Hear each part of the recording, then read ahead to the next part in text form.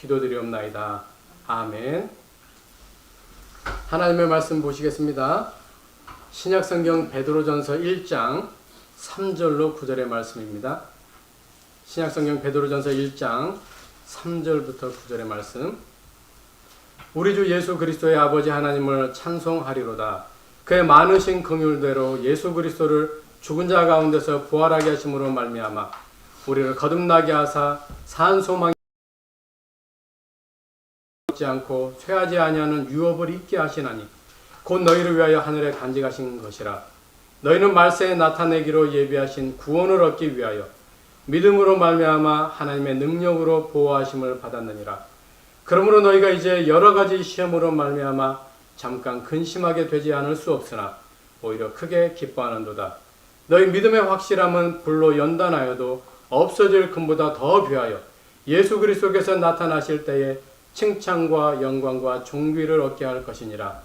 예수를 너희가 보지 못하였으나 사랑하는도다. 이제도 보지 못하나 믿고 말할 수 없는 영광스러운 즐거움으로 기뻐하니 믿음의 결국 곧 영혼의 구원을 받음이라. 아멘. 이제 목사님께서 산소망이라는 제목으로 말씀을 전해주시겠습니다. 많은 은혜 받으시기 바랍니다.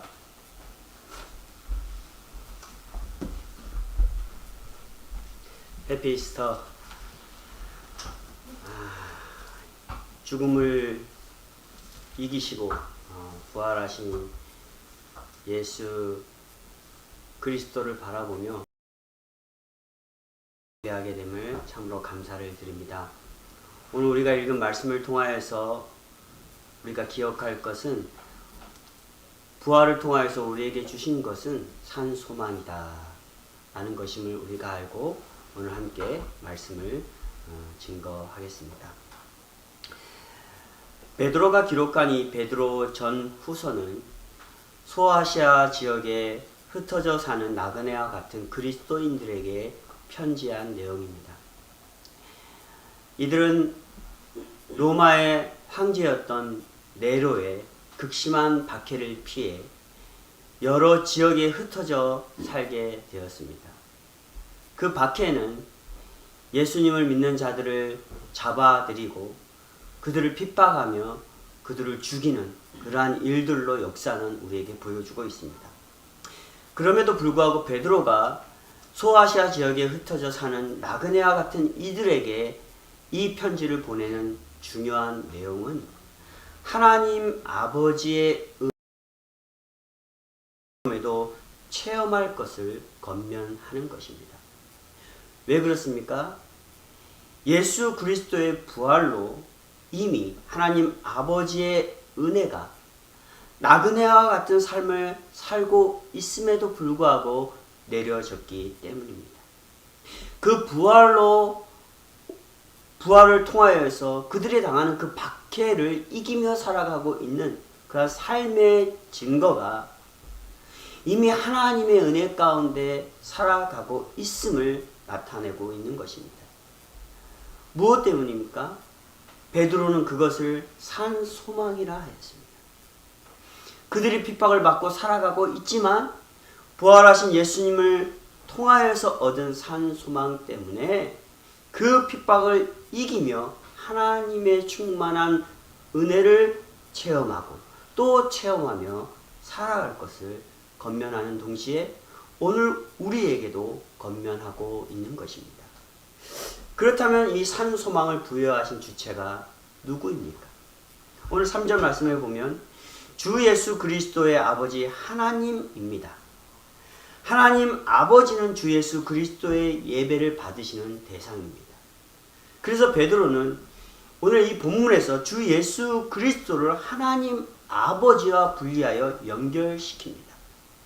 그리고 그 하나님 아버지에게 많으신 긍휼을 말하고 있습니다. 하나님 아버지의 긍휼하심은 어떻게 나타났습니까? 예수 그리스도를 십자가의 죽음에서 부활시켰습니다. 그리고 그로 말미암아 죄로 죽은 자들을 구원하여 주시고 그들을 백성으로 삼아 주신 것입니다.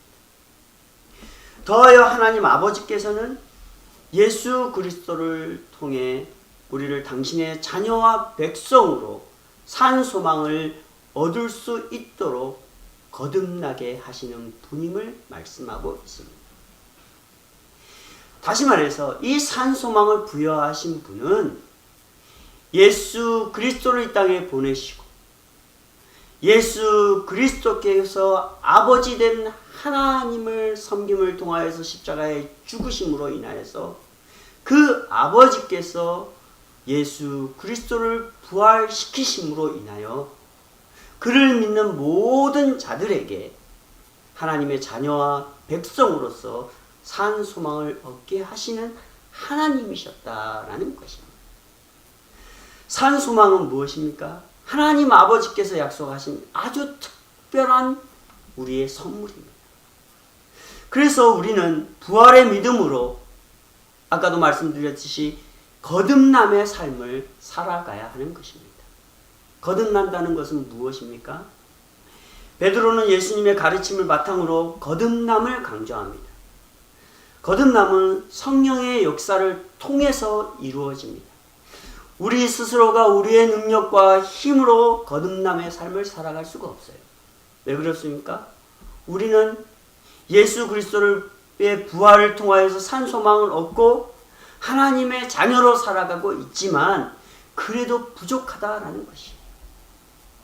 그래서 그 부족함을 아시고 성령님의 역사를 통하여서 우리가 하나님의 자녀로서 거듭남의 삶을 살아가는 것입니다.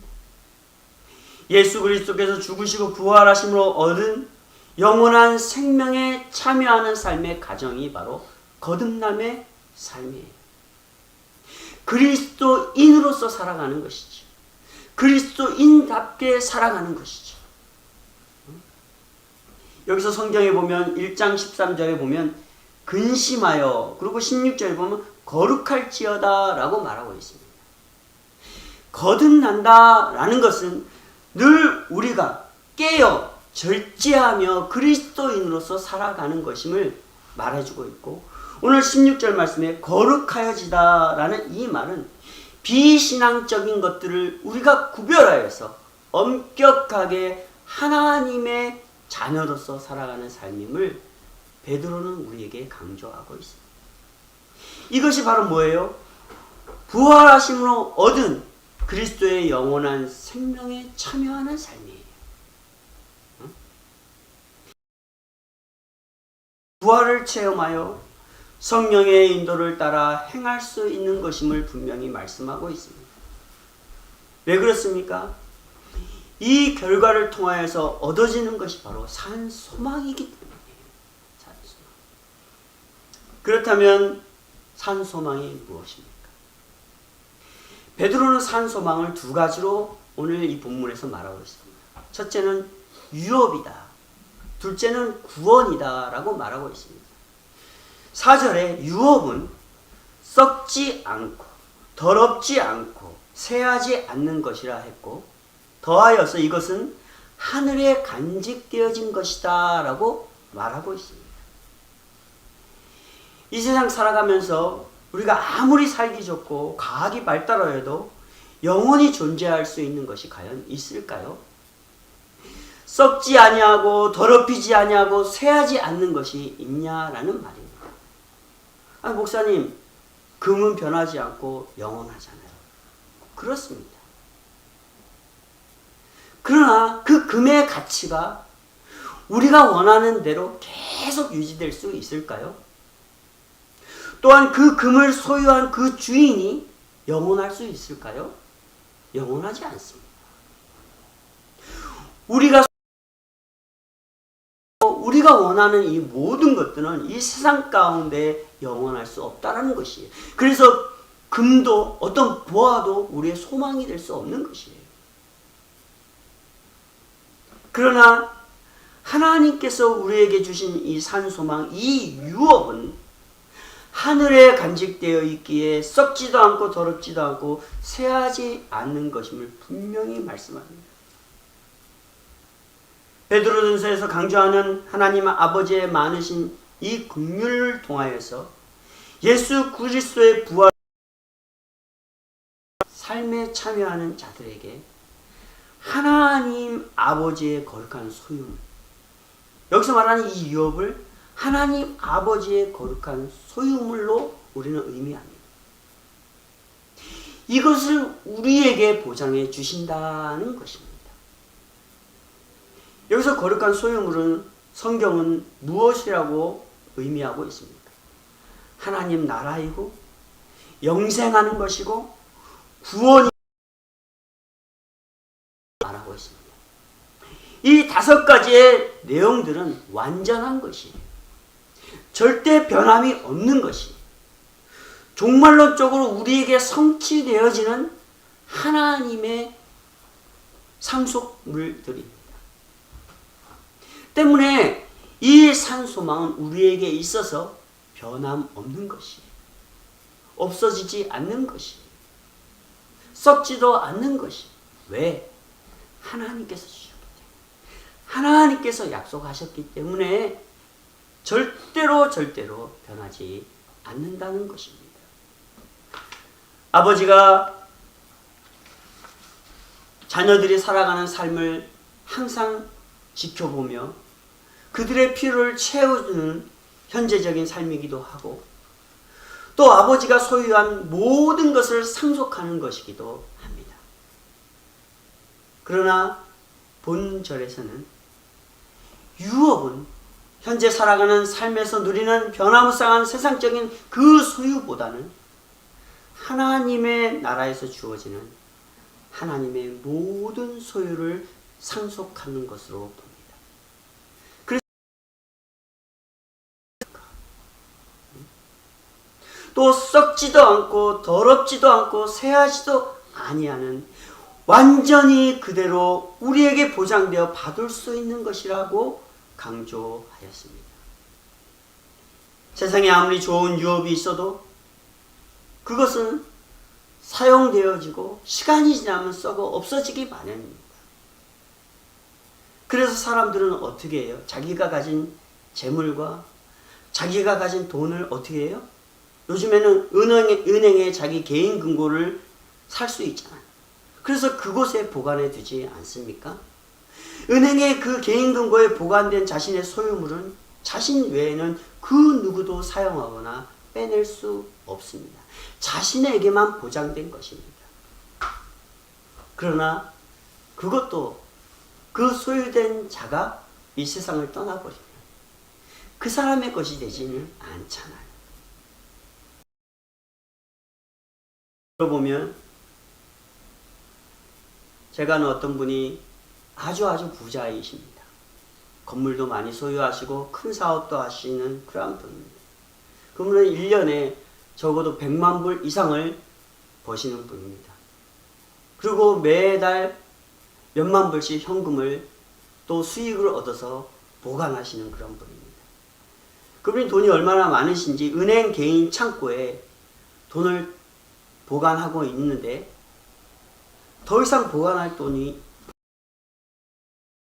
찬 거예요. 그래서 그가 벌어들인 현금 약 한 70만 불 정도를 어디다 또 보관할까? 은행도 까찼는데 라고 고민하다가 그분이 자기가 일하는 곳에 저장을 해 놓았다고 합니다. 그런데 그 돈이 그 다음날 도둑을 맞아버린 것이에요. 그런데 그분의 성품을 보면 그렇게 돈을 많이 버는데도 누가 이웃에서 도움을 요청해도 도움의 손길을 주지도 않는 분이고, 일하는 사람들에게 그렇게 열심히 일을 하고 많은 수익을 남겼음에도 불구하고 보너스 한 푼도 제대로 주지 않는 그러한 분이라고 합니다. 만약에 은행 창고에 가득 쌓아놓은 돈이 있어서 더 이상 돈을 넣을 수 없는 70만 불을 가난한 자들에게, 그를 위하여 일하는 자들에게 보너스로 주었다라면 얼마나 많은 사람들이 풍족함을 얻고 얼마나 그 혜택을 얻은 사람들이 이 주인에 대해서 고마운 마음을 표현하겠습니까? 그러나 못하고 그 돈을 쌓아두었을 때 그 돈은 순식간에 사라져 버렸습니다. 썩어져 버렸습니다. 더럽혀졌고 쇠하여져 버렸습니다. 왜? 하늘에 간직된 것이 아니기 때문이에요. 그가 바라는 산 소망은 하나님이 주신 것이 아니라 있었기 때문이라는 사실. 돈은 때론 더럽습니다. 돈은 때론 우리를 쇠하게 하여서 그 돈으로 노예가 되어지게 하는 것이 돈입니다. 그러나 그 돈을 우리가 어떻게 사용하냐에 따라서 하나님께서 약속하신 그 산송함의 유업이 우리에게 더 크고 더 풍성하게 내려진다는 사실을 꼭 기억하시기를 바랍니다. 하나님이 소유한 나라의 재산 역시 하나님께서 간직하신 것이며 미래의 거듭남의 삶에 끝까지 참여하는 자들에게 완전하게 상속하실 것이기 때문입니다. 둘째로 베드로는 구원이라 했습니다. 산소망을.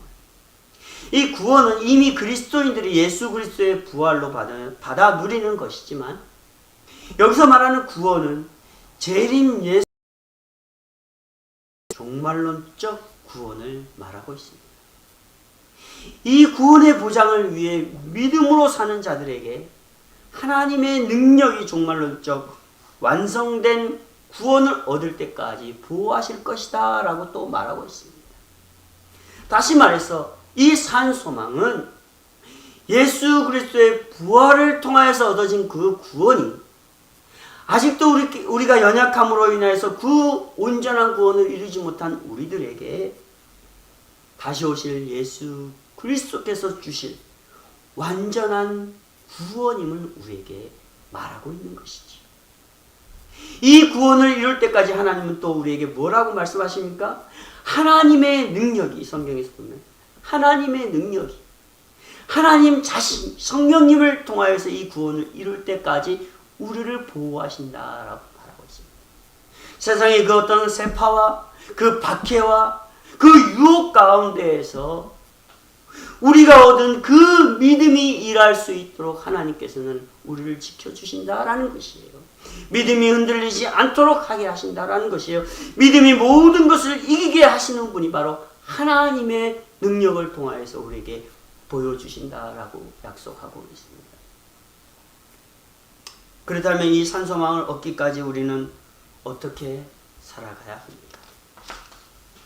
하나님의 능력이 우리를 보호하기에 마음대로 살아도 절대 아닙니다. 하나님께서 주실 산소망을 바라보는 믿음의 삶이 우리 가운데 증거되어야 합니다. 이 믿음은 오늘 성경에 보면 불로 연단하여도 절대 변하지 않는 신앙을 말하고 있습니다. 또한 세상이 주는 가혹한 시험에도 흔들리지 않는 삶임을 말합니다.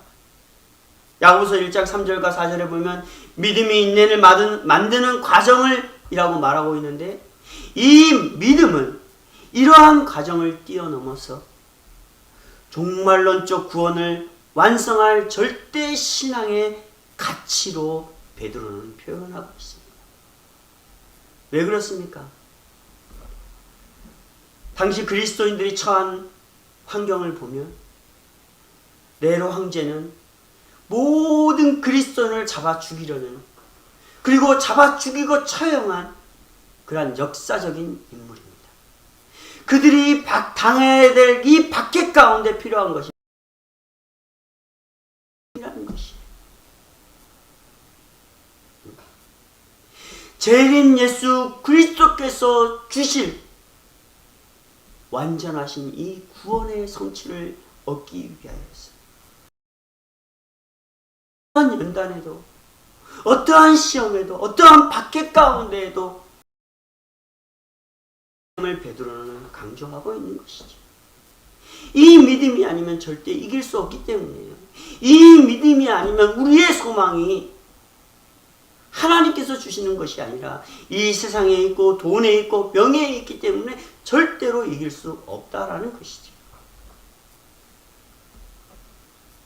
죽음 앞에도 흔들리지 않는 믿음을 말하고 있습니다. 그 무엇과도 바꿀 수 없는 그러한 믿음을 말하고 있습니다. 이 믿음을 지키기 위해 우리에게 생명을 요구할지라도 우리는 지켜야 된다는 것이에요. 이 믿음을 위해 우리의 가진 것을 다 내놓으라 해도 우리는 지켜야 된다는 것이에요. 왜?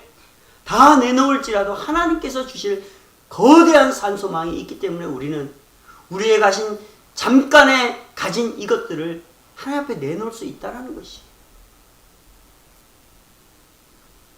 왜 우리는 이 믿음으로 살 수 있을까요? 하나님 아버지의 긍휼하심으로 예수 그리스도를 죽음에서 부활시키셨고 우리를 그 부활의 믿음으로 체험케 하시어 산 소망을 소유했기 때문입니다. 이 산 소망을 우리가 받아 누렸기 때문이에요. 그래서 우리는 이제 어떻게 합니까? 예수 그리스도의 생명에 참여한 것입니다. 예수 그리스도의 생명에 참여한다라는 것은 바로 뭡니까? 하나님의 구속 사역의 일을 감당하는 것이에요. 복음을 전하는 일이에요. 우리의 삶으로, 우리의 모습으로, 때로는 우리의 언행으로 이 땅 가운데 예수 그리스도의 살아계심과 하나님께서 우리에게 부여하신 이 산 소망을 증거하는 삶이에요. 그래서 아직도 이 부활을 체험하지 못하는 자들에게 예수 그리스도의 부활이 주시는 믿음과 구원과 산 소망을 체험할 것을 그들에게 전하는 삶이에요. 그리고 이러한 삶 속에 우리의 가진 것을 아낌없이 투자하고 헌신할 수 있는 이러한 삶이 우리에게 동반되어져야 되는 것입니다. 또한 그리스도의 생명에 참여하는 것은 무엇입니까? 그리스도인의 믿음을 지키는 것이에요. 그리스도인이라는 이 자존심을 지켜야 합니다.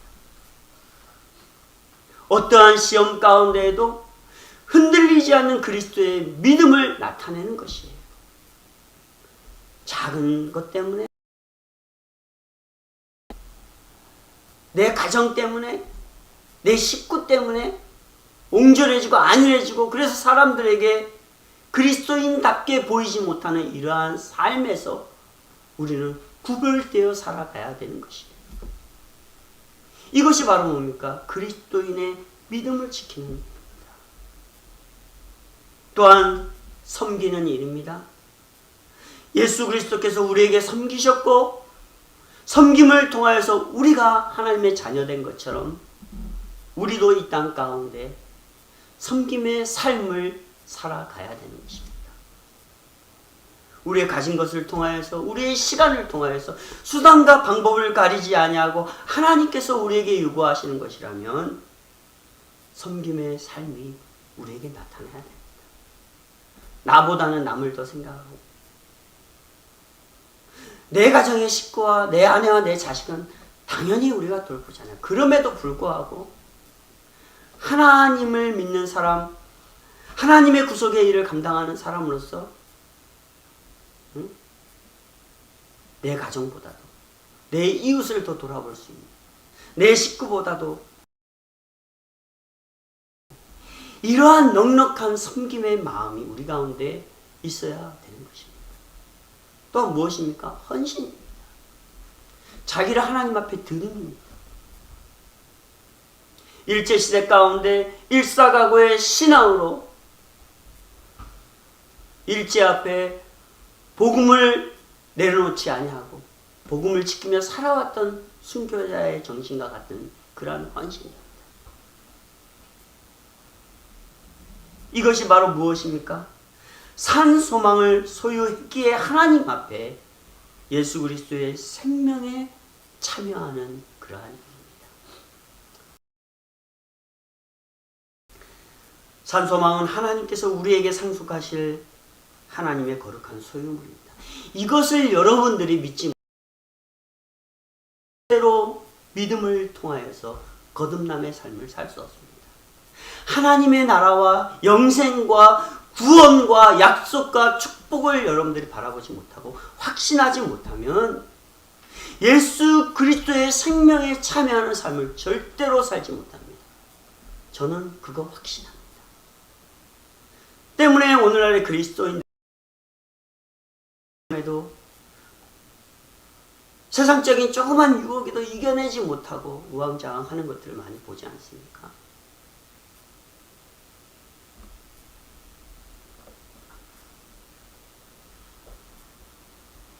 산소망은 하나님께서 우리에게 상속하실 거룩한 하나님의 소유물임을 우리가 믿고 이것을 받아 누리는 것은 부활의 믿음으로 거듭남의 삶, 즉 예수 그리스도의 생명에 참여하는 것입니다.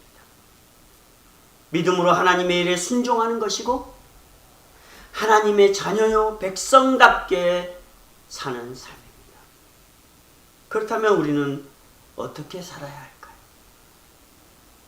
여러분들에게 이렇게 질문을 드리겠습니다. 어떻게 살아야 할까요? 이번 부활절을 통하여서 우리는 우리가 가진 일부를, 정말 일부잖아요. 하나님 앞에 감사함으로 예물을 드리지만 어떻게 보면 일부잖아요. 이것을 하나님 앞에 드림으로 어려움 가운데 처해 있고 그 어려움에서 복음을 전하는 선교지를 후원하고자 합니다. 이것은 당연한 것이고 그리스도의 생명에 참여하는 일부분의 일입니다. 이것으로 만족하지 말고 오늘 이후에 살아가는 삶 속에서 여러분들이 예수 그리스도의 생명이 요구하는 일들이 무엇인지를 더 돌아보면서 그리스도인답게 살아갈 수 있는 그러한 성도님들이 되시기를 주님의 이름으로 부탁을 드립니다. 기도하겠습니다.